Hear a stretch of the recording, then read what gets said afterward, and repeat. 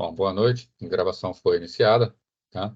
Então, dando continuidade aí ao nosso conteúdo, vamos ver a parte aí de cabo coaxial e fibra ótica para ver os meios guiados. Depois nós vamos ver meios sem fio, tá? Vimos na semana passada par trançado. Vimos que o par trançado ele é dividido em algumas categorias. Vimos todas as categorias, uma diferença entre UTP e STP, que são os pares trançados sem blindagem com blindagem, né? E vamos ver hoje aqui um meio que é bastante importante para redes de computadores, que é cabo coaxial. Bom, então, cabo coaxial, né? Ele é um meio de transmissão que ele é muito comum, né? No passado, ele chegou a ser usado até em redes Ethernet, mas até redes até 10 megabits por segundo. Nas redes seguintes, quando saiu o padrão Fast Ethernet, rede 100 megabits por segundo, o cabo coaxial ele foi abandonado. Ficou se utilizando apenas par trançado e cabo e fibra ótica, né? O cabo coaxial ele não foi abandonado por ser um meio ruim, tá? Pelo contrário, ele é um excelente meio, tá? Mas a forma de utilização dele não era muito boa para rede do tipo Ethernet, tá? Hoje em dia ele ainda é amplamente utilizado, né? Tanto que distribuidoras de TV a cabo utilizam cabo coaxial, particularmente o RG6, tá? Que é um excelente meio de transmissão. Se você pensar, por exemplo, uma operadora de TV a cabo hoje, ela oferece para cada cliente dela, né? Chegando na casa do cliente, num único cabo coaxial, né? Ali dezenas, mas dezenas mesmo de canais de alta definição, mais uma internet de 750 megabits por segundo, tá? Então, a gente vê que é um meio de transmissão que permite, tá, uma passagem, uma banda muito grande. Se você juntar 750 megabits de internet, mais um monte de canais de alta definição, que estão todos chegando ao mesmo tempo pelo cabo, a gente vê que é um cabo que aguenta uma taxa muito boa, tá? Ele é mais protegido que o cabo de par trançado, né? Com isso, ele consegue percorrer distâncias maiores, mantendo uma grande vazão, né? E, basicamente, existem dois tipos de cabo coaxial. Na verdade, existem mais tipos, mas né, dois grandes grupos, tá? Um dos grupos é um cabo de 50 ohms, né? Isso aqui é uma medição da resistência dele. Ele foi desenvolvido para utilização em transmissões digitais, tá? Então, redes de computadores, no passado, usavam cabos de 50 ohms, né? Já os cabos de 75 ohms foram desenvolvidos para utilização de transmissões analógicas, né? Uma rede, por exemplo, de dados de uma operadora de TV a cabo, né? Quando transmite sinais de internet, a própria sinal da TV, passa por um cabo de 75 ohms, né? Ele é codificado no cabo como uma transmissão analógica. Ele está até carregando informação digital, mas ele está fazendo transmissão analógica.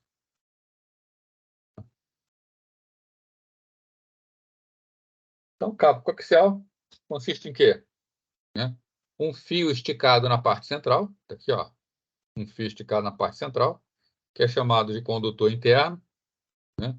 Envolvido por um material isolante, que é um dielétrico. Então, está aqui o desenho de um dielétrico, né? Aqui na foto, ó, essa parte aqui é o dielétrico.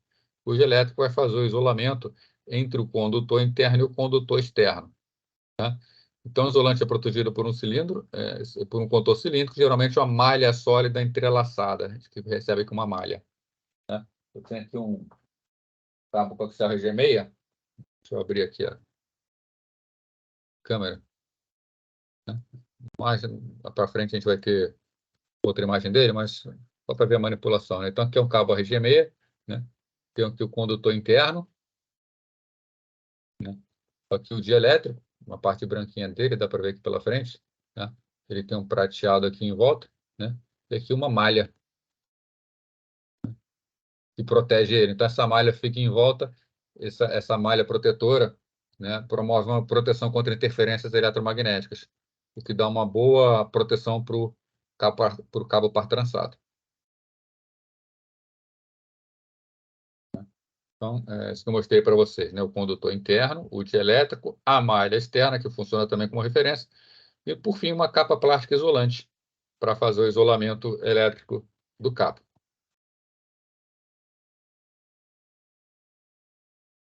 Então, são bastante utilizados em residência moderna para passagem de sinais de TV a cabo, tá? Se a gente passa TV a cabo, também sinal de TV aberta, uma antena digital hoje, a gente bota quem mora em casa ou quem mora em prédio, né? A informação da antena da TV aberta vem também por um cabo coaxial, né? Acesso à internet, né, por operadoras que fornecem, muitas delas utilizam cabo coaxial, né? Sistemas de segurança, né, câmeras de segurança também costumam usar cabo coaxial, né? E existe uma grande variedade, tá, de cabo coaxial, né? Cada um tem característica própria com relação à faixa de frequência que ele pode transmitir, né? Atenuação do meio, né? Maior ou menor imunidade a ruídos, né?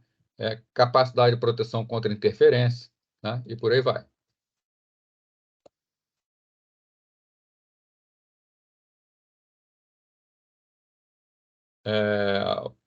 O Vitor Hugo está perguntando, sistema de CFTV utiliza cabo coaxial? Sim, é cabo coaxial, tá? Normalmente é um cabo coaxial, eu não tenho um aqui para mostrar, mas ele é meio esquisitinho, ele tem um desenho mais ou menos assim, ó. É um cabo, né, coaxial, mas do lado dele tem como se fosse uma verruga assim, né? Tá? Que são, na verdade, dois cabos coaxiais grudados. No maior passa a informação de TV e no menor passa a alimentação para a câmera. Aí, normalmente é assim, tá? Que aí você, na verdade, tem dois cabos ali, mas é a cabo coaxial. Então, ele é meio esquisitinho, mas é. Então, normalmente, né, os coaxiais são classificados em categorias de acordo com o índice RG que chama, né?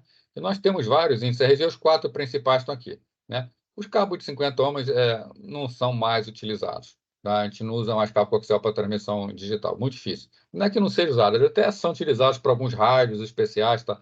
Em algumas condições especiais, mas para a rede propriamente dita, ele não é mais utilizado, né? Mas o RG11 e o RG58 eles foram usados na Ethernet grossa e na Ethernet fina, que eram redes até 10 megabits por segundo, né? E nós temos o RG6 e o RG59. Tá? O RG6 ele é mais grosso um pouco, tá? Ele carrega melhor os níveis de sinais, e o RG59 ele é mais fino, né? Os dois são utilizados em TV a cabo, sendo que o RG6 também é utilizado para rede de computadores, né? Por exemplo, cable modem, tá? Já que ele leva sinais melhores. Então, atualmente, os mais utilizados são o RG6 e o RG59. Eu tirei uma foto aqui de dois cabos, tá? A gente percebe aqui pela foto a diferença entre eles. Se vocês prestarem atenção no detalhe, dá para perceber que o miolo, né, o cabo central, o condutor interno do RG59 é mais fino do que o RG6. Tá? O RG59 ele é mais maleável. Tá? O dielétrico também é mais fino e a malha não é tão grossa quanto a do RG6. Se você prestar atenção no próprio cabo, um do lado do outro, você vê a diferença de espessura entre eles. Tá? Eu tenho aqui um RG6 e um RG59.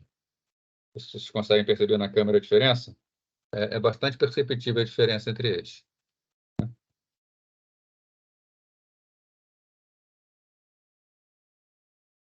Então, vocês conseguem perceber? O de baixo aqui é o RG59, o de cima é o RG6. Tá? Vocês percebem que o RG59 ele é mais estreito. Tá? Vocês conseguem, se é o suficiente para perceber, vou botar bem perto. Tá? O de cima ele é um pouquinho mais grosso. Tá? E mais caro também, né? Já que gasta mais material.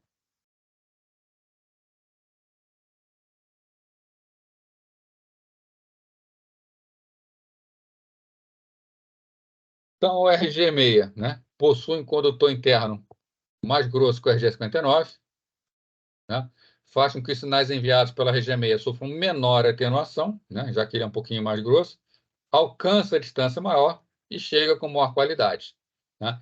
E como o condutor externo dele tem uma blindagem, tem uma malha mais espessa, também confere maior proteção contra interferência eletromagnética, né? A construção, então, em blindagem, né, proporciona uma boa combinação de alta largura de banda e imunidade a ruídos, tá? A sua própria construção, tá? Já dá para ele uma boa proteção contra interferência e contra ruídos, né? Dependendo do cabo coaxial, a gente consegue fazer transmissão de dados por quilômetros na ordem de gigabit por segundo. Não é à toa que operadoras de TV a cabo usam o RG6, né? A proteção contra interferência é maior que cabo de par trançado sem blindagem, né? Então, eles são melhores, a qualidade do sinal deles é melhor, né? Porém, o custo é mais alto, né? Ele também é mais difícil de manipular do que o par trançado, né? Abrir de novo aqui, né? Mostrar mais uma vez para vocês aqui. um exemplo de utilização de rede.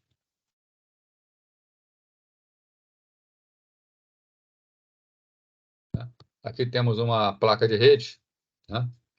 Uma placa de rede que funciona tanto com cabo coaxial quanto com par trançado, né? Então, se você quiser usá-la com par trançado, para que agarrou aqui o conector, né? Se quiser usar com par trançado, é só encaixar o par aqui na portinha. Você vem, encaixa e pronto, né? Esse aqui é o conector do cabo coaxial, né? Então, o cabo coaxial você vai soldar ele num conector desse aqui, né? E você vai pegar, né? Encaixar o conector, tá? Encaixa e gira. Tá? A gente vai falar sobre esse conector aqui, tá? Esse conector ele não foi muito feliz, não. Tá? Esse aqui é um conector do tipo T, você ainda vem com o cabo, ele entra por um lado aqui, tá? Assim, o cabo de o par coaxial entra por um lado da placa e sai pelo outro. Tá? Então, a rede passa pela placa, né? Como era um cabo único para toda a rede, qualquer problema nesse cabo paralisava a rede inteira, né? Numa rede de par trançado, cada placa de rede tem seu próprio cabo. Então, se o cabo dessa placa desse problema, só essa placa ficava fora, né? Se esse cabo coaxial dá problema, tá? Toda a rede fica fora, né? Então, o tipo de arquitetura que foi utilizada para o cabo de par trançado proporcionou problemas na utilização, tá? Por isso que foi abandonado. Não pelo cabo coaxial não ser um bom meio de transmissão, muito pelo contrário, ele é um excelente meio, mas pela forma, né? Pela forma como ele foi projetado o seu uso. Tá? Poderia ser usado para ligações ponto a ponto, como é o cabo par trançado? Poderia. Mas esse seria um cabo muito bom para fazer isso, não era necessário, porque também é muito caro, né? Então, acabou ficando só o par trançado, que ele é mais barato e funciona bem. Obviamente, daqui ele é mais difícil de manusear que o par trançado, né? Botar um conector no cabo coaxial é bem mais difícil que botar um conector no par trançado.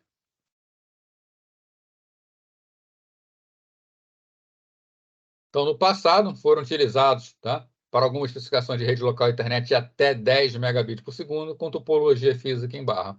Comentei com vocês agora há pouco. Uma única barra, um único cabo, passando por todas as placas. Tá? A utilização foi problemática, né, por conta dos tipos de conectores e da forma como ele foi utilizado, né, porque qualquer problema no cabo, na soldagem do conector, até uma placa aberta, né, paralisava toda a rede. Como os problemas foram muitos, então ele foi abandonado a partir da Ethernet 100 megabits por segundo. Ficou a impressão que o problema era o cabo coaxial, tá? Mas o problema não era o cabo coaxial, foi a forma como ele foi utilizado. Ele é um excelente meio de transmissão, tanto que é usado até hoje. Relações aos conectores que foram utilizados, né? Aquele conector que eu mostrei para vocês, tá? que encaixa, é um conector do tipo BNC, né? Bell Net Nail Console, tá?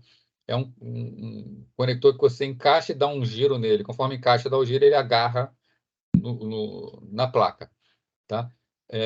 Essa forma de encaixe gira, esse conector ele não tem uma boa superfície de contato, tá? Que provocava algumas reflexões e tudo mais, tá? Então, esse conector aqui não é recomendado quando se trafega com altas frequências, né? Ele é utilizado em sistemas de câmera de vigilância, né? Sistemas CFTV, que não tem muita exigência, então pode usar ele sem problema, tá? Até de encaixe mais fácil, né? Quando a gente precisa de uma utilização que tenha maior uso de frequência, é utilizado um conector conhecido como conector F, tá? Que inclusive é usado pelas operadoras de TV, tá? Então, esse aqui é o conector F. Você encaixa, você coloca ele no cabo, você tem que descascar o cabo, preparar o cabo, encaixar o cabo aqui dentro, vem com alicate especial, o alicate pressiona nessa essa jaqueta aqui de trás, ela vem para frente, quando vem para frente esmaga o conector contra o cabo, e o conector fica agarrado, né? Esse conector aqui permite frequência de até 2 GHz, tá? Com o cabo RG6. Então, é uma alta taxa de transmissão, tá? Você consegue até quase 2 gigabits por segundo com esse conector e com esse cabo. Tá ok? Essa parte par trançado? Trançado é opa, desculpa, coaxial, né? Coaxial é um cabo simples, tá? Bastante eficiente, né? E bastante importante. Um outro cabeamento que é muito importante, principalmente para transmissões de longa distância, é fibra ótica, né? Então, o cabeamento ótico, né? O que é um sistema de transmissão ótico, né? o sistema de transmissão óptico, tá? Ele é um sistema onde nós temos origem da luz, um meio de transmissão e um detector. Então, a origem da luz normalmente é um LED ou um laser, né?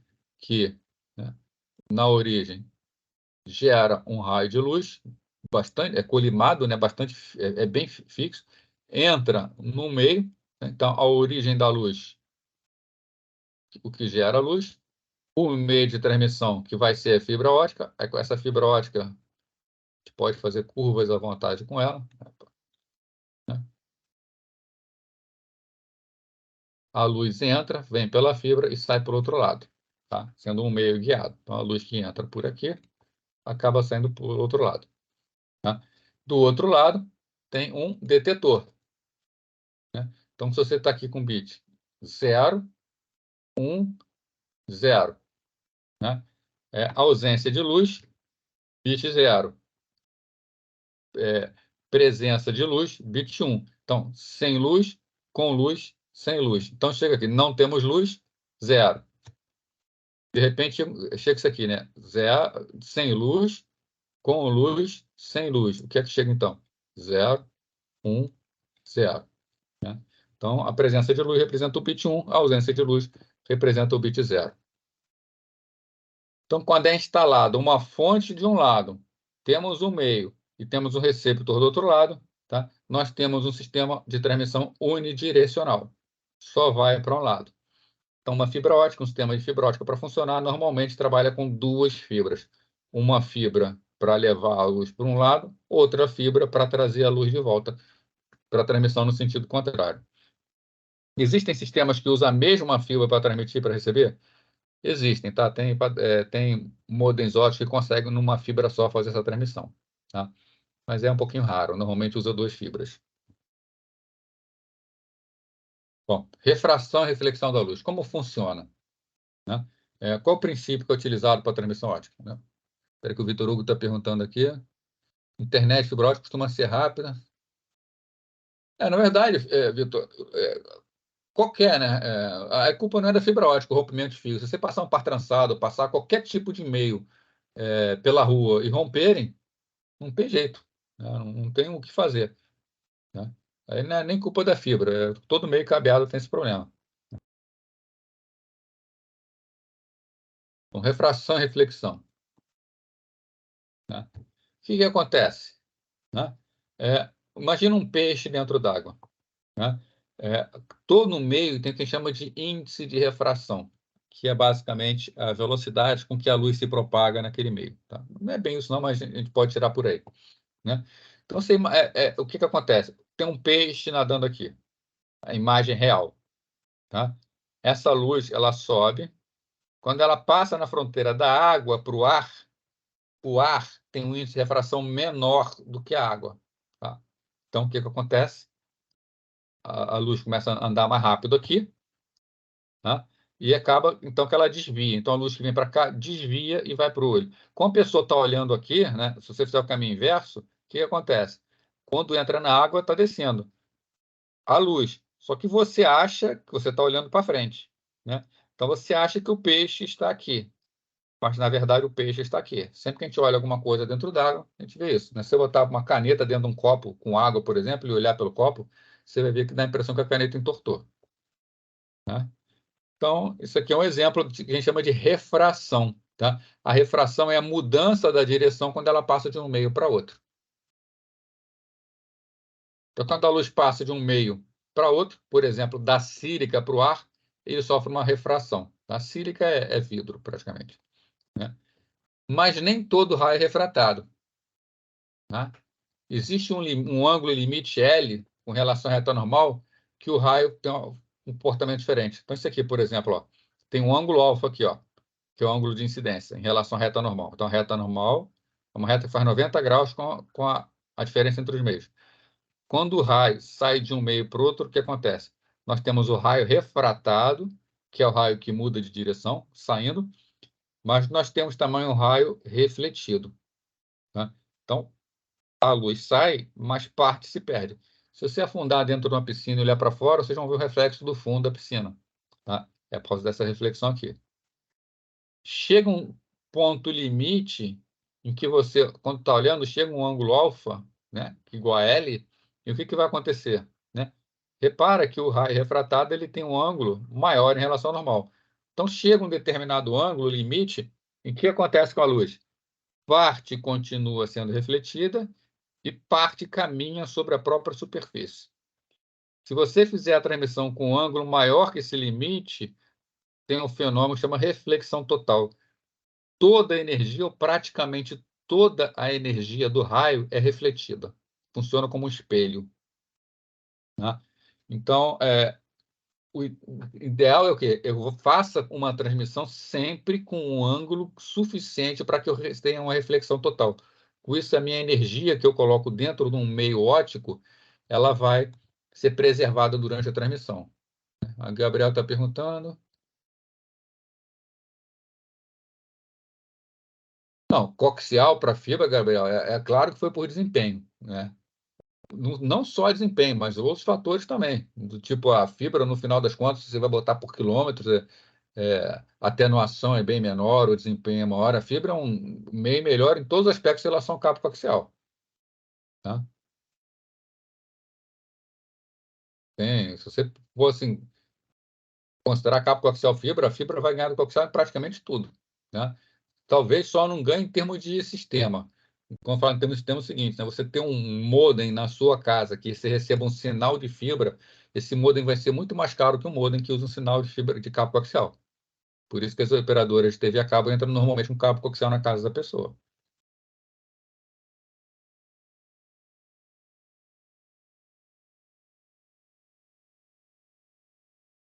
Então, sim, foi desempenho, sim. Né?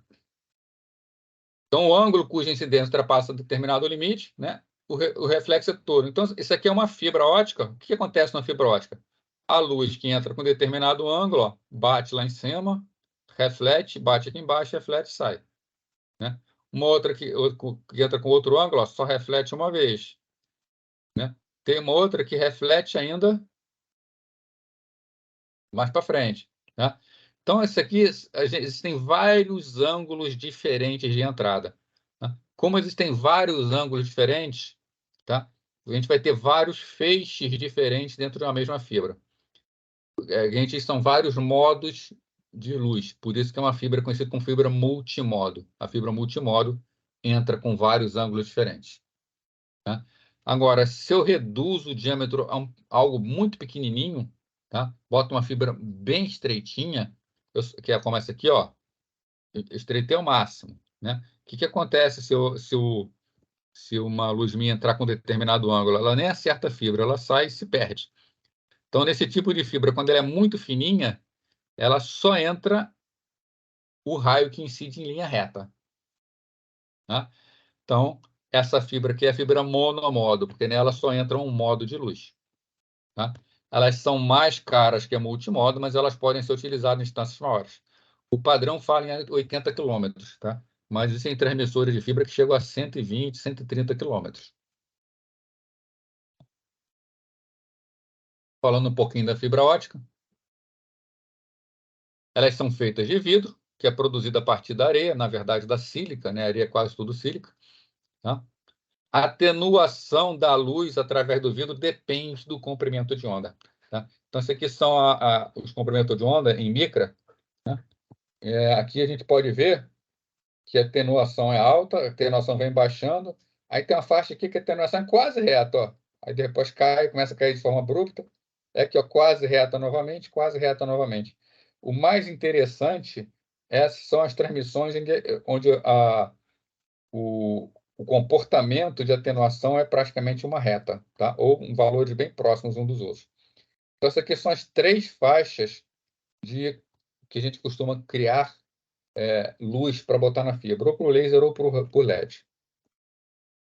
Tá? Então, centradas então em 0,85, tá aqui, ó, 0,85, em 1,3, em 1,3 e 1,55 micra. Tá? A de 0,85 micro tem uma atenuação maior. A gente repara aqui que o nível de atenuação dela é maior. O sinal se perde mais com a distância do que os outros dois. Mas essa aqui tem uma característica bastante interessante. Tá? lasers de chips podem ser produzidos a partir do mesmo material. Então, embora tenha uma alternação maior, é mais fácil produzir sistemas inteiros dessa maneira. Isso aqui é interessante, ó. As 3 bandas juntas, essas 3 aqui, tem entre 25 e 30 mil gigahertz. Então, quer dizer que uma fibra ótica, teoricamente, cada fibra dentro de um cabo tem condições de transmitir a 30 terabits por segundo. Tá? Então, ó, transmissão absurda, né? Se a eletrônica conseguir chegar lá a fibra ótica já está preparada. Então, como funciona a fibra ótica? Ela é construída com camadas de vidro que possuem diferentes índices de refração. Então, aqui, ó, um núcleo de vidro e um revestimento de vidro. Tá? Mas esse vidro é tão fino, mas ele é tão fino que você consegue dobrar ele que ele não quebra. Você consegue até dar um nó nele que ele não quebra. Tá? Um cabo, normalmente, tem essa constituição aqui, ó. Essa parte de fora, coloridinha aqui, são os cabos de fibra ótica. Né? Então, dentro de cada cabinho desse está uma fibra ótica. Tem um miolo aqui, ó. Esse miolo é para dar força no cabo, tá? Para dar sustentabilidade no cabo. A fibra ótica ele é muito fina, ele é muito frágil. Então, esse miolo aqui dá uma maior rigidez ao cabo para proteger um pouco a fibra, tá? Para evitar que também dobre demais. Tá? Pode dobrar? Pode, tá? Mas tem um limite também. Tá? Então, temos aqui um núcleo para dar resistência para a fibra, temos a fibra em volta desse núcleo e temos a capa protetora em volta da fibra. Tá? Então, elas costumam ser agrupadas em feixes. A gente vê pela Constituição aqui que fazer um cabo que tenha uma, ou 4, ou 8 fibras, o gasto é praticamente o mesmo, tá? Porque o gasto muito é de outros materiais. Então, é raro um cabo que só tem uma ou 2 fibras. Tá? Normalmente, quando a gente vai passar um cabo, a gente passa um cabo com mais fibras. E a Constituição é essa aqui, ó, núcleo de vidro, revestimento também de vidro, mas com índice de refração diferente, para provocar o reflexo, uma capa plástica. Então, basicamente, as fibras multimodo se dividem em 2 tipos. A chamada multimodo com índice degrau, que foram as primeiras a serem produzidas, foi aquela fibra que a gente viu que é baseada na reflexão total, né? Mas ela tem um probleminha, tá? Os sinais, como entram muitos modos, ela atenua muito o sinal e deforma o sinal, tá? Essa fibra multimodo com índice degrau, a gente vê aqui no próximo slide, é assim, ó. Existe um miolo que tem um determinado índice de refração, e a capa em volta tem um de vidro com outro índice de refração. Então, é aquela ideia, ó. Reflete, reflete, reflete. Tá? A gente percebe, e se passasse uma linha reta, tá? Sairia reto. O que a gente percebe? Essa onda aqui, ó, esse feixe aqui, ó, que ricocheteou uma vez, ele fez um caminho menor. Então, a princípio, ele chega mais rápido do que esse outro que saiu ricocheteando. A luz ela é muito rápida, tá? Mas a gente também trabalha com frequência muito alta. E quando a gente chega a distâncias maiores, começa a ser perceptível isso. Então, nesse tipo de fibra ótica com índice degrau, se eu boto 2 pulsos na entrada, eu acabo tendo uma saída como essa aqui, ó. Sai atenuado, o sinal pode começar a se misturar. Fica mais difícil de perceber. Voltando aqui, temos outro tipo de fibra que é multimodo com índice gradual. O índice degrau aqui é porque nós só temos 2 índices de refração. Um da fibra externa, um do vidro externo e um do vidro interno. Esse outro aqui, ó, com índice gradual, é o seguinte: o índice de refração ele vai mudando conforme vai se afastando do centro. Não sei se vocês conseguem perceber um degradê na cor. E quando chega em um determinado ponto, aí tem uma mudança abrupta aqui. Então, o que acontece? Isso aqui, como tem uma mudança gradual, a luz vai sendo forçada a voltar para o centro. Ela vai fazendo, faz uma curva, aí faz uma curva, faz uma curva. De qualquer maneira, nós temos um caminho mais longo. As fibras, as linhas, né, os feixes que entram com um ângulo maior, eles estão se afastando mais do centro, então eles fazem um caminho maior. Os que entram com um ângulo menor, eles estão mais próximos ao centro, eles fazem um caminho menor. Porém, quanto menor o índice de refração, mais rápido a luz passa para aquele meio. Então, isso aqui meio que compensa, tá? Dá uma compensadinha. A que faz um caminho maior também viaja mais rápido. Então, meio que compensa, mas não muito. De qualquer maneira, melhora bastante em relação ao índice degrau. Se eu tenho 2 pulsos na entrada, a minha saída é assim, ó, melhor que o da fibra com índice 10 grau. E a monomodos, ela é tão pequena que somente um modo de luz é transmitido, né? Se eu pego outros ângulos de entrada, se perdem. Só aquele que entra reto.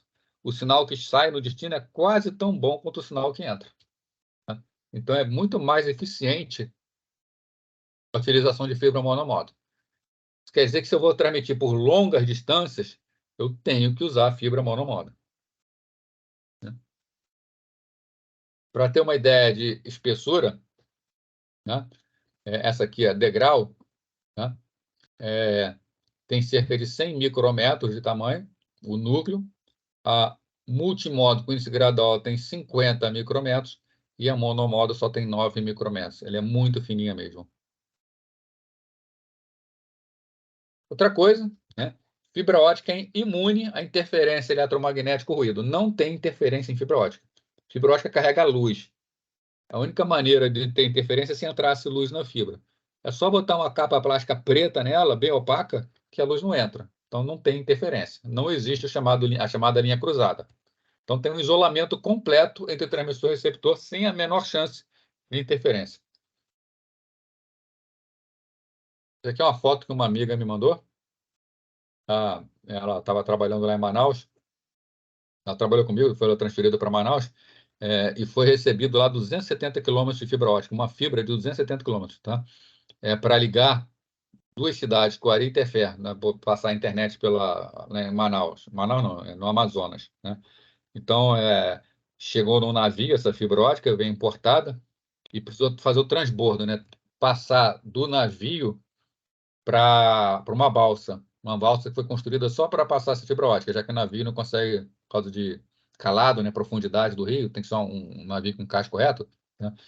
Então, eles ficaram uma semana, 24 horas por dia, passando a fibra de um lado para o outro, enrolando, né? Saindo de um navio e enrolando no outro. Então, uma semana para fazer o transbordo. Então, para você ver um exemplo, isso aqui é uma fibra ótica para passar no fundo do Rio Amazonas. Tá? Então, ela é coloridinha, é vermelha com preto, para poder ver. Em relação a conectores e emendas, né? Fibras podem ser conectadas de 3 formas diferentes. Né? Elas podem ser conectadas em suas extremidades, né, em soquete de fibra. Então, conforme eu já mostrei, eu não me preparei aqui, dá só um minutinho que eu vou buscar uma fibra para poder abrir aqui para mostrar para vocês.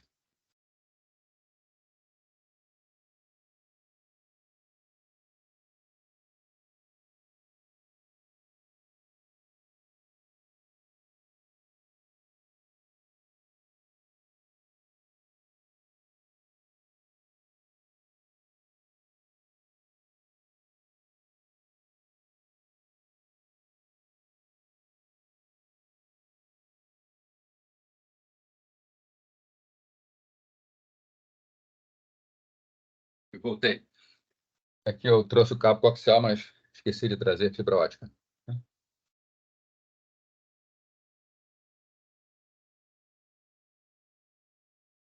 Esse aqui é um cabo de fibra ótica, né? Esse aqui é um conector. Vou tirar a fibra daqui, né? Então, você quer juntar duas fibras, né? Vou pegar duas aqui. Esse aqui é um conector que você encaixa a fibra de um lado, encaixa a fibra do outro. O que ele vai fazer, ele é bem ajustado, né? Então, aqui tem 2 conectores de fibra, ele vai colocar as 2 fibras bem, tá, direcionadas uma para a outra, de forma que a luz passa certinho de uma para a outra. Né? Então, para isso, você quer um conector desse, né? Encaixa no lado uma fibra, encaixa do outro lado outra fibra, e pronto. Elas estão alinhadas. Né? O conector tem que ser muito bom, né? Mas é claro que esse alinhamento não é perfeito.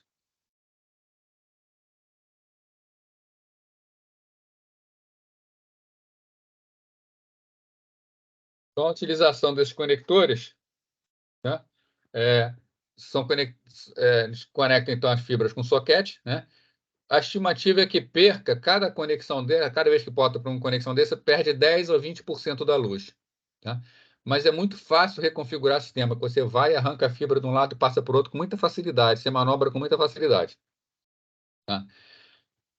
Tem outro que a gente chama de encaixe mecânico, que você não tem conector na fibra, você descasca as fibras e bota lá numa espécie de caixinha, né? Que alinha as fibras com uma precisão muito grande. Você fecha essa caixinha e você faz uma emenda na fibra. Mas não uma emenda por fusão, não é uma máquina de fusão. Tá? Então, esses encaixes mecânicos, você chega a perder até 10% da luz. A melhor maneira de se unir duas fibras é por fusão. Tá? A fusão forma uma conexão sólida, você junta, você realmente une as fibras. Praticamente não tem perda, é quase tão bom quanto uma fibra inteira. Uma máquina para fazer fusão, está aqui o exemplo. Ó. Você tem uma máquina de fazer fusão em fibra. Tá? Você pega, levanta essa capinha aqui, coloca uma fibra aqui, baixa, né? Coloca a fusão do outro lado, a fibra do outro lado, baixa. Você tem alinhamento entre a fibra tem que ser perfeito, não dá para uma pessoa fazer na mão. Tá? Então, essa máquina aqui ela tem uma espécie, né, de microscópio aqui, que ele mesmo faz o alinhamento da fibra, ele encaixa. A fibra ela tem que ser bem cortada, tá? Existe um aparelho chamado aparelho de clivagem, né? O que é um aparelho de clivagem? Uma fibra ótica ele é vidro, por mais estreito que seja, ele é vidro. Quando você corta uma fibra, se você cortar de qualquer maneira, é como se cortasse um vidro. Como não? Você está cortando um vidro, né? Então você imagina aqui uma fibra, estou ampliando aqui, tá? Um lado, quando você quebra, é como se tivesse espatifado um vidro, isso aqui, ó. Aí você vai fazer uma fusão com o outro lado, né? Você tem a mesma coisa ali do outro lado. Como é que você vai encaixar bem isso aqui? Não vai ficar um bom encaixe, vai ficar ruim. Então, para cortar a fibra, você tem uma máquina que ela faz o corte na fibra. Então, a máquina ela faz com que o corte seja bem reto, né? Então, você faz a clivagem da fibra, que vai estar bem reto. Aí você pega cada lado da fibra, coloca um aqui, coloca outro aqui. Essa máquina promove o alinhamento, ela une as pontas, ela chega bem perto. Então, a máquina coloca as duas encostadinhas uma na outra. Vai ficar assim, basicamente, ó. E aí ela passa uma alta tensão, e essa alta tensão acaba fazendo a fusão da fibra. Tá? E fica praticamente tão bom quanto uma fibra nova. Né? Aqui está um exemplo também, ó. Deixa eu limpar a tela aqui, né? De uma pessoa colocando, né, a fibra. Né? Então, coloca na máquina, a fibra é descascada aqui, a máquina segura e a própria máquina faz o alinhamento. Paulo está perguntando, muito cara, ela é muito cara mesmo. Tá? Essas máquinas são caríssimas. Tá? Tem gente que é especializada em tentar roubar essas máquinas.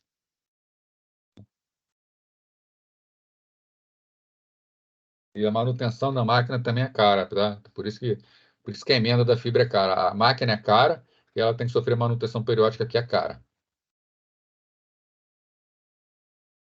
Com relação à origem da luz, a luz ela pode ser criada por LED. Claro que não é LED de lâmpada de LED, nem LED de aparelho de som, tá? É um LED especial, um LED que tem capacidade de chavear muito rápido, gerar pulsos de luz muito rapidamente, né? E é uma opção boa e barata, usa LED. Tá? Só que o LED dispara a luz para tudo quanto é lado, só dá para usar com fibra multimodo.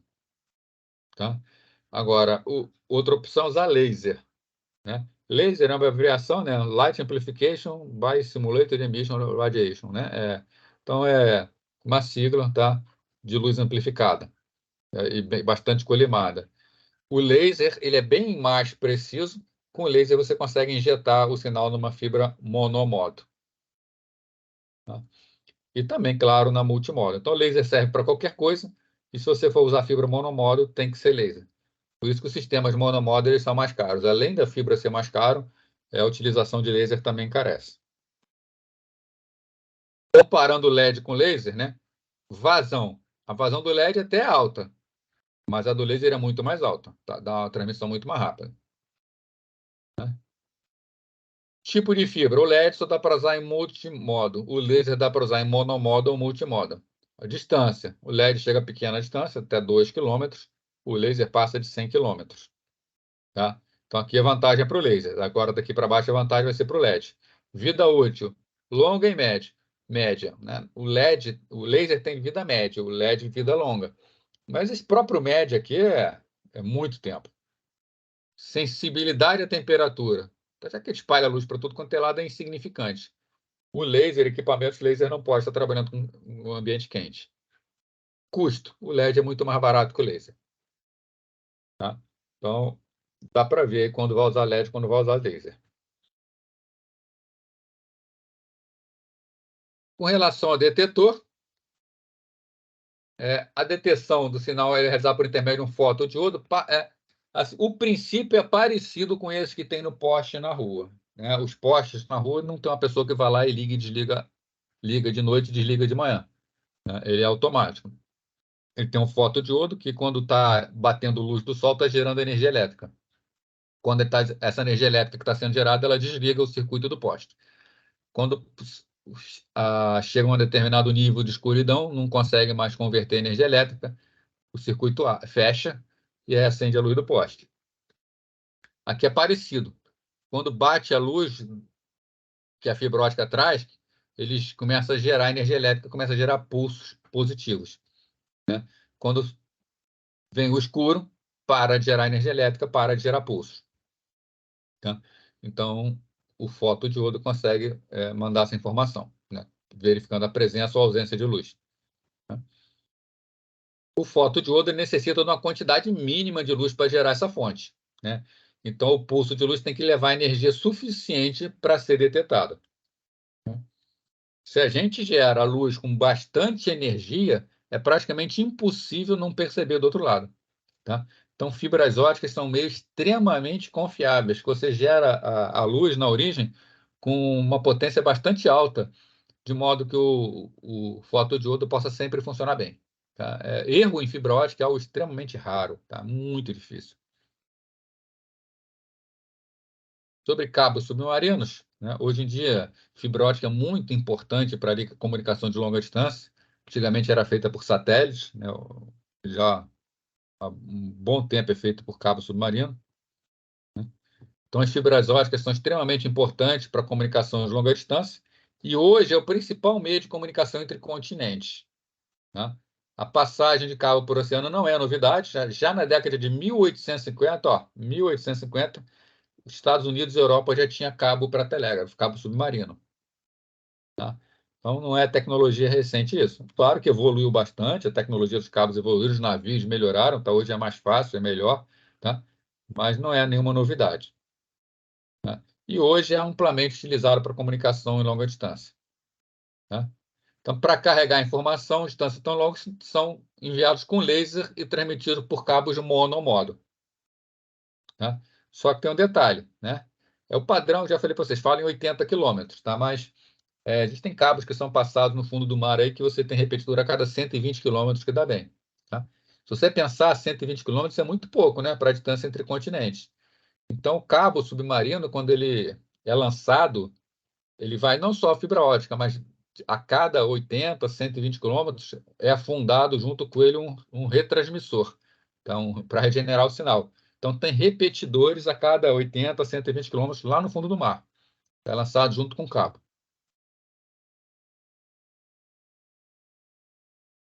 Isso aqui, então, é um exemplo do como é um cabo. Né? Então, aqui vou falar aqui de dentro para fora, do 8 para cima. Né? Então, aqui estão as fibras óticas, 8. 7, uma camada de vaselina para proteção das fibras. Né? 6, uma camada de cobre, uma camada de policarbonato, uma barreira de água de alumínio para não deixar a água passar. Mesmo que ela rompa, se entrar um pouquinho d'água, essa vaselina aqui ajuda a proteger também. Né?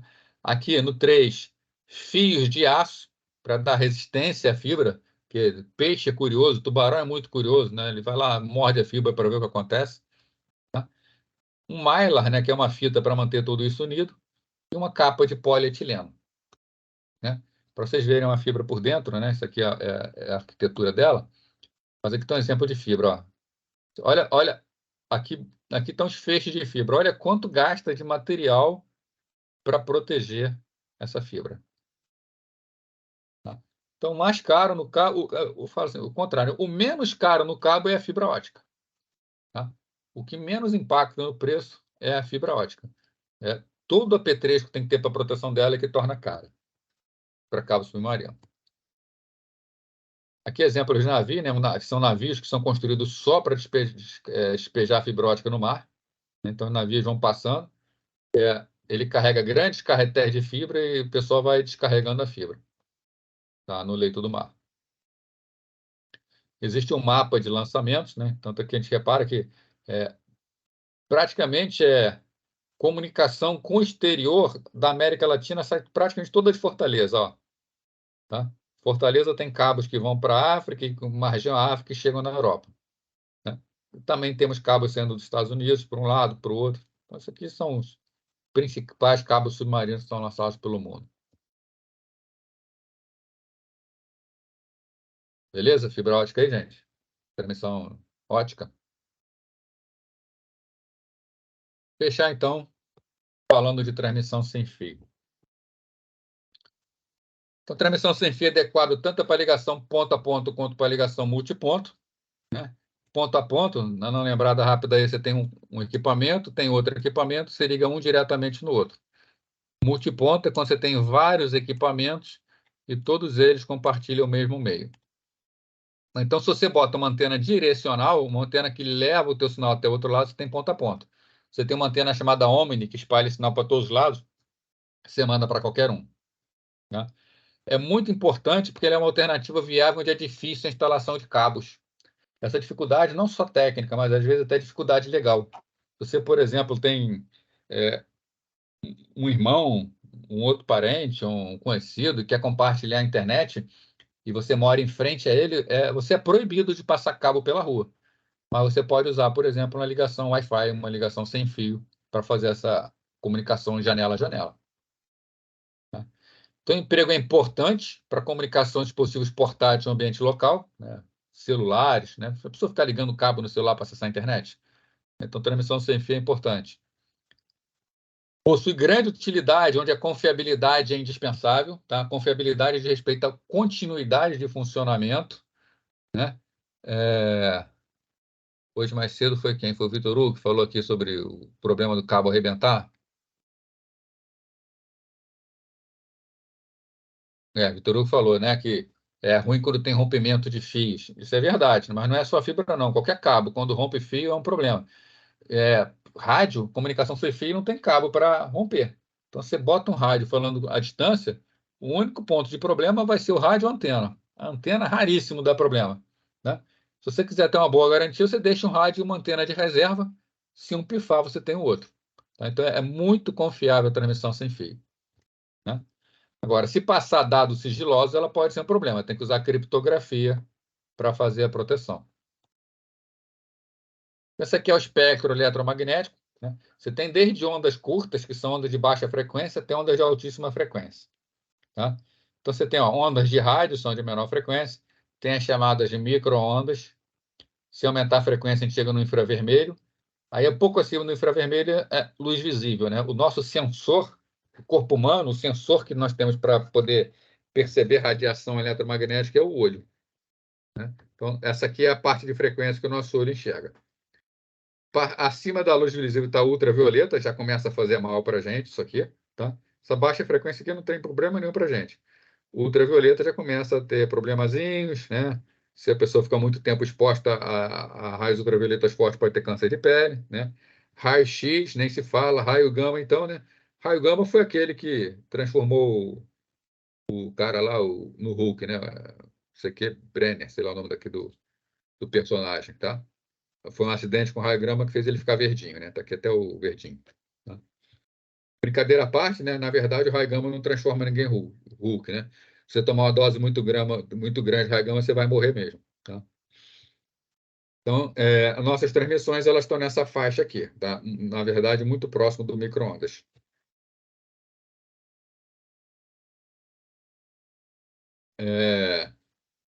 Então, ondas de rádio, tá? Falar dos vários tipos de onda. São fáceis de gerar, é barato gerar, elas percorrem longas distâncias e penetram em prédios com facilidade. Então, uma onda excelente, um meio de transmissão excelente, tanto que foi escolhido, né, para ser usado para onda de rádio, tá? Já que penetra em prédio com facilidade, você consegue escutar a rádio dentro de casa. Percorrem todas as direções a partir da origem, significa que não precisa ter alinhamento de antena. Qualquer antena meia boca serve para receber. Né? Quando a frequência é mais baixa, atravessa os obstáculos com mais facilidade. Tá? O problema é que a potência cai abruptamente com a distância. Né? Então, você, assim, é um sinal que passa por obstáculos, passa por paredes com mais facilidade, mas também não vai muito longe, mesmo sem paredes.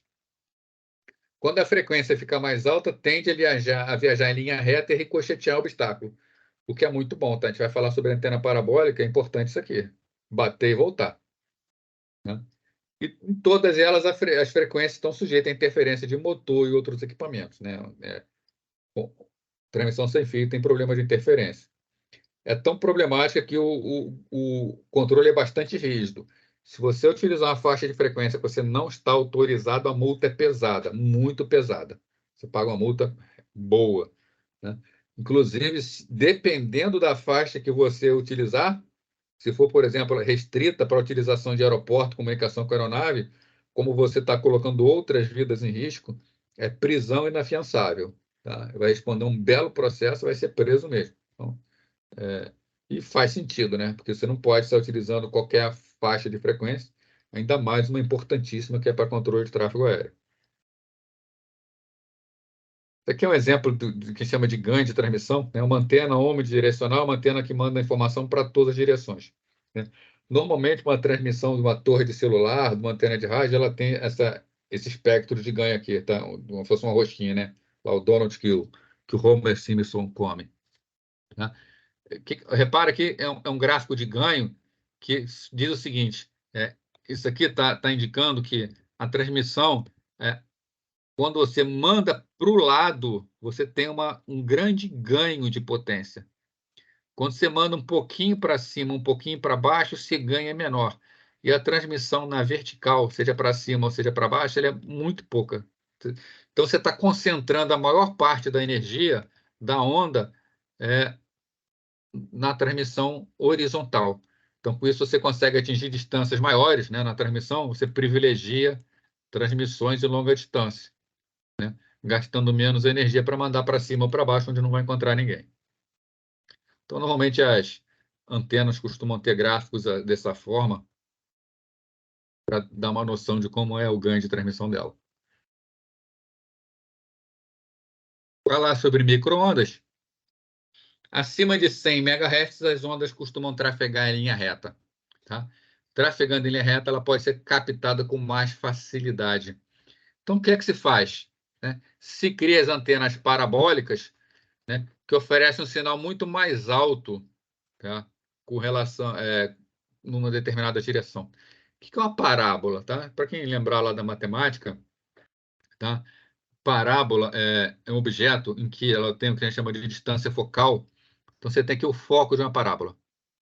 Aí você vai ter uma curva aqui. Ó. Essa parábola vai ser uma curva que faz assim, ó, passa pelo foco.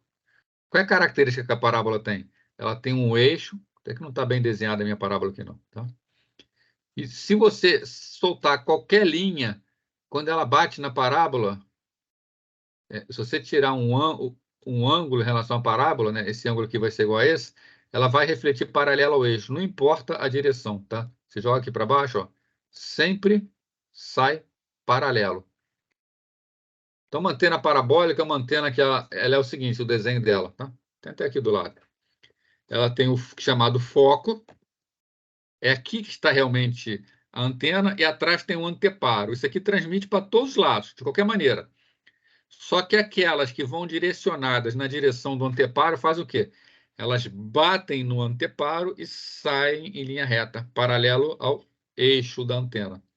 Então, você concentra uma grande energia na direção. O que acontece do outro lado? Quando a informação vem? A informação vem chegando, bate no anteparo e é refletida pelo foco. Tá? Então, essa transmissão por antena parabólica funciona nesse princípio. Né? Você tem, na verdade, um transmissor aqui normalmente voltado para trás. Você quer transmitir para cá? Né? Você quer transmitir para a esquerda? Então, o que esse cara faz? Você transmite, na verdade, para a direita, tudo aqui. Ó. Bota um grande ganho para a direita, que aí vai bater no anteparo e vai sair para o outro lado. A gente pode ver isso aqui nessa antena. Ó. Tá? Temos aqui uma antena. Né? Essa antena aqui, ela joga para trás, bate na grade e aí sai paralelo ao eixo dela. Então, essa antena está mandando para o outro lado, né? Aqui é um outro tipo de... O tipo não, aqui é a mesma coisa, antena parabólica, mas são antenas que são protegidas, né? Isso aqui, se você vê isso aqui na rua, é comum ver na rua, parece uns tambores presos nos postes, tá? É essa mesma antena aqui, ó, que tá vendo atrás uma parábola, só que tem uma capa protetora para proteger essa cabeça aqui, para não cair sujeira, um monte de coisa, tá? Então, ela tem uma lona aqui, que é transparente, quando a gente fala eletromagneticamente, tá? Passa muito fácil por ela a transmissão de rádio, tá? Então, aqui dentro tem exatamente essa antena, só que está protegida por uma capa, tá? Um outro tipo, isso aqui é antena parabólica. A gente tem chamado captador direcional, que é parecido, né? Onde a onda vem por aqui, bate aqui, na verdade, é uma parábola também, né? E sai paralelo ao eixo também. É outro tipo de antena. Com relação à onda milimétrica infravermelho, né? Isso foi usado mais no passado, então é usado normalmente na comunicação de curto alcance, controle remoto de aparelho de televisão, aparelho de som, tá? Normalmente é infravermelho, tá? O infravermelho não atravessa o objeto sólido, o que é muito bom, tá? Já que dá menor interferência e maior segurança, já que um não interfere no outro, né? Se infravermelho atravessasse parede, você tem duas TVs iguais, né? Por exemplo, em 2 quartos, encostado um no outro. Se você transmite, aperta um controle remoto, você estaria interferindo na outra televisão. Como o infravermelho não atravessa a parede, não há interferência, né? A gente, com o olho, a gente olhando, a gente não consegue ver. Então, você pode apertar o botão do controle remoto olhando para ele, que você não vê nada. Mas se você botar contra a câmera do celular, contra a câmera do notebook, ele é capaz de captar, né? Aqui, ó, controle remoto aqui, né? Se eu aperto o botão aqui, ó, vocês veem que ele fica piscando lá. Aqui, a câmera aqui não consegue pegar o piscar, você deve estar percebendo aí. Mas a transmissão, ela está sendo, ele está piscando, né? Então, ele está transmitindo infravermelho e chega na televisão, né? Você quer ver se o controle está funcionando? Bota para a câmera do celular e aperta o botão e você vai ver o LED dele acendendo, né? Esse LED é invisível para a gente, né? Mas as câmeras pegam.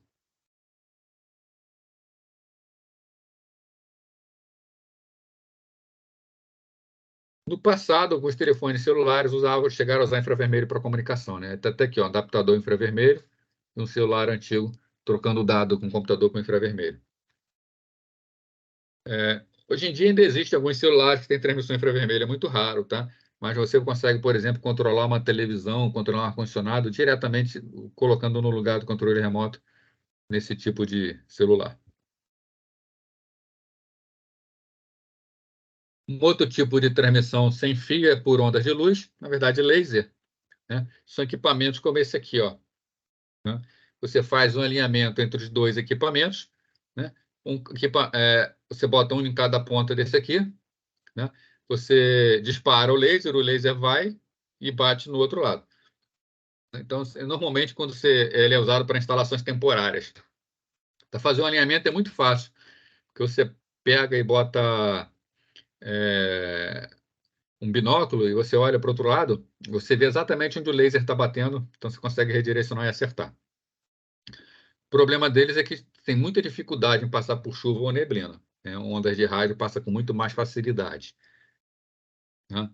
Outra coisa, o calor do sol pode fazer o laser desviar, né? Se o tempo estiver muito quente, também é ruim, tá? Então, por isso que não é muito utilizado, tá? Mas se você precisa de uma instalação muito rápida para um evento rápido, tá? Pode ser uma boa solução.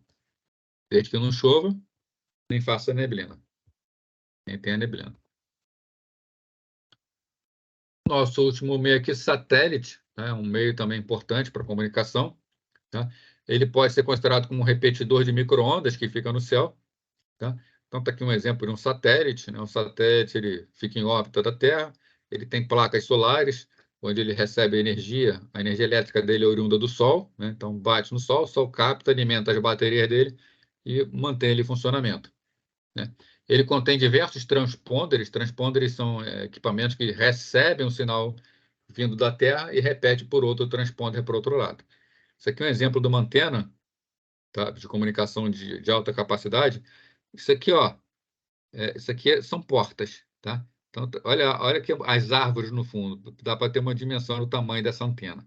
Tá? Então, são antenas gigantescas, né? Conforme o satélite passa, normalmente são satélites de baixa órbita, então eles giram muito mais rápido que a Terra. Então, conforme eles estão passando, essa antena tem que perseguir o satélite. Então, essa antena ela é móvel, ela vai girando, tá? Ela vai girando, acompanhando a passagem do satélite, né?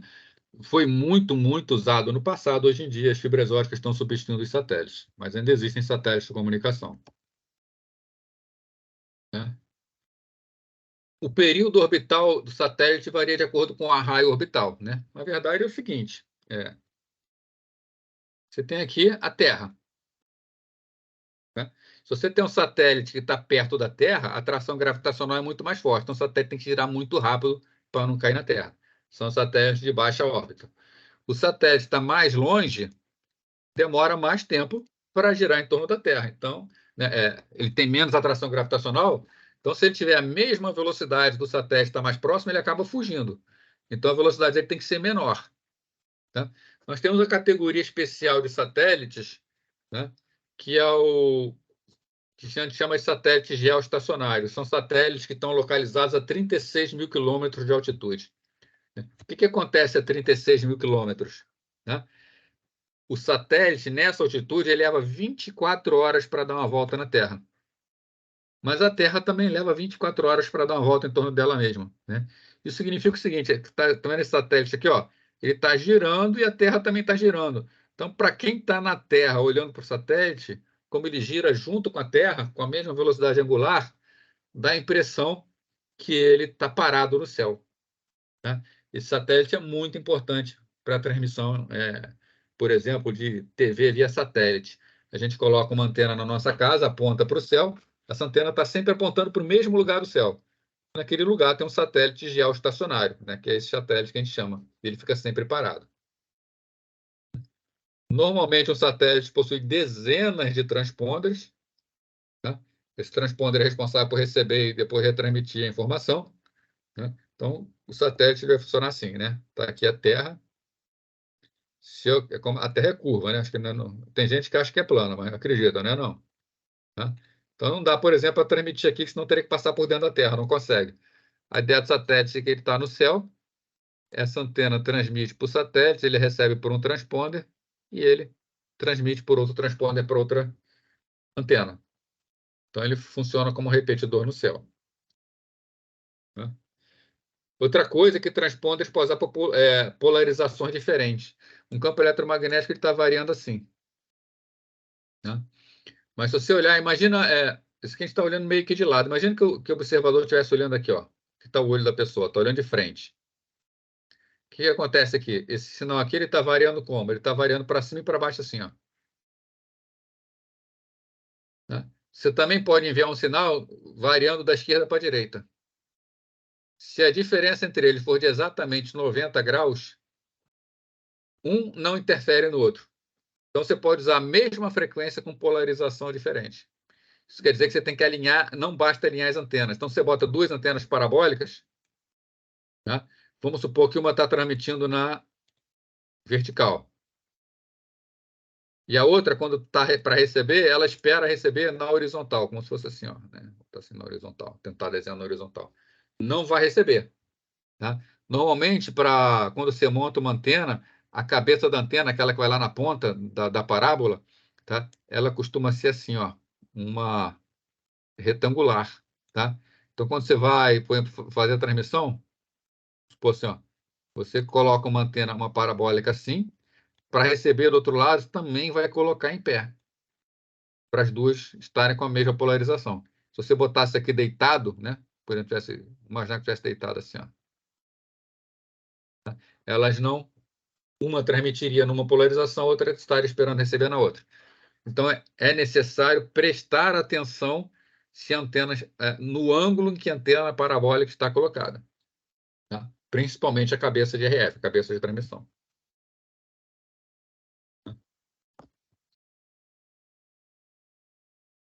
Os primeiros satélites iluminavam toda a Terra, Então, você pode...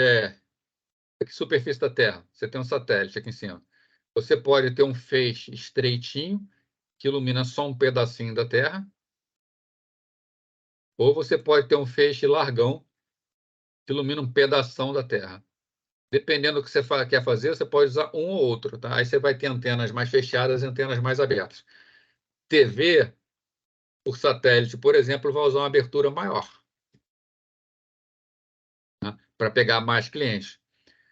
Comunicação, satélite de comunicação para operadoras, por exemplo, normalmente utilizam feixes mais estreitos, que eles concentram mais energia num ponto só, o sinal fica com qualidade melhor. Tá? Mas, de qualquer forma, satélite é basicamente um meio de difusão. Tá? Se você quer mandar para muita gente ou para pouca gente, basta calcular a abertura da antena.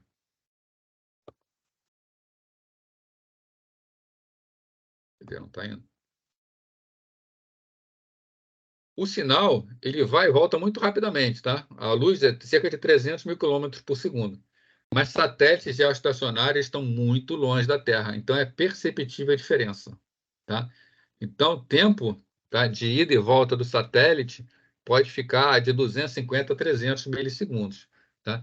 E isso daí é bastante prejudicial para algum tipo de comunicação, né? Você falar por telefone, quando a transmissão é via satélite, é um atraso considerável que chega a atrapalhar a conversação. Bom, pessoal, terminou então o conteúdo, né? Basicamente era isso que a gente tinha para ver, né?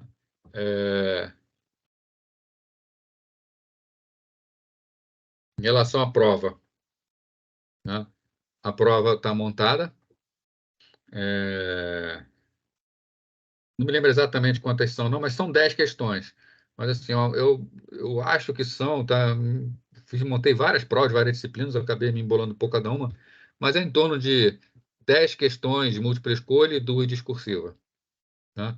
Essa prova eu vou colocar para vocês no dia da prova. Eu vou abrir a prova, tá? Vocês vão entrar para fazer a prova, tá? Vocês vão entrar pelo Teams, mas a prova a gente vai fazer no Google Forms, tá? Por questão de estabilidade. Eu confio mais no Google Forms para fazer esse tipo de coisa.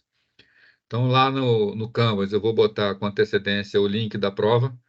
Vou botar nos dois fóruns, no Fórum Material de Estudo e no Fórum de Dúvidas, tá? E vocês entram lá e fazem a prova normalmente, tá? Eu vou estar conectado também pelo Teams, para se vocês tiverem alguma dúvida, quiserem tirar alguma dúvida, quiserem falar, eu vou estar o tempo inteiro disponível para vocês, tá? Não precisa se manter conectado para fazer a prova, tá? Isso é opcional, tá? A chamada vai ser a prova, tá? E, obviamente, cada um só pode entregar uma prova, né? Se entregar mais de uma prova, vai valer a primeira entrega, tá? Então, tem bastante certeza antes de clicar no botão enviar, né? Enviou, entregou a prova, né? Em sala de aula, você não faz uma prova e depois quer fazer outra. Tá? Vai ser a mesma coisa aqui. Tem alguma dúvida, pessoal, com relação ao conteúdo, com relação à prova? No caso, o senhor vai disponibilizar o link, professor, para a Vou, gente acessar a prova? vou colocar o link lá no Canvas. Tá legal. Né? Aí, vou botar também o QR Code. Eu não recomendo, tá, a fazer com o celular. Mas se quiser fazer, aponta também o celular e faz. Tá? Uma questão que tem na prova, sempre tem, por exemplo, calcular, vocês já podem ter certeza, vai cair, calcular máscara de rede. Tá? E é para fazer e mostrar o desenvolvimento lá na prova, tá? Eu recomendo, tá? Às vezes tem aluno que prefere fazer no laboratório da faculdade, tá? Se for fazer lá na faculdade, leva papel e caneta, tá? Para facilitar fazer essas contas na hora, tá? Então, essa questão que é de continha, que vai ter que digitar, em vez de ficar digitando no computador, perdendo muito tempo, às vezes faz errado e volta, faz no papel, tá? A caneta, e aí quando tiver certo, só passa limpo. Vocês vão ganhar muito tempo com isso. Tá? Eu não quero fazer direto no computador, né? Cada um faz como quiser, só um conselho. Tá legal. Show. E, gente, alguma dúvida a mais?